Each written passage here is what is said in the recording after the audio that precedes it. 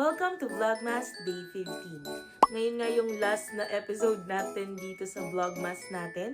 So guys, last day na ng ating Vlogmas. Merry Christmas sa inyo! Good morning guys! So ngayon magbe-breakfast muna ako. Ito na lang kakainin ko. Yung mga kasama ko tulog pa. Feeling nga muna ako ng vitamins guys. Mas matangkad na kayo, mama. Ano? So live update guys. Dito medyo malamig-lamig naman. Parang Baguio feels siya ngayon. Guys, ang cute ng mga card nila dito. Guys, ito yung napili kong card namin ni John J. Tingnan nyo, ang cute nito. Ang magulang ko hindi pa sila makapili.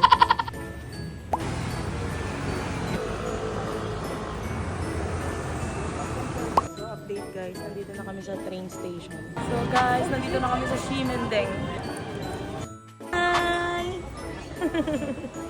So dito nga, naghahanap kami ng sapatos ulit. Although okay naman yung sapatos ko. Comfy naman siya sa guys. Ayan, ito na nga yung milk tea na gusto kong itry. So guys, dito na matatapos yung ating vlogmas. Ayan, Merry Christmas to all!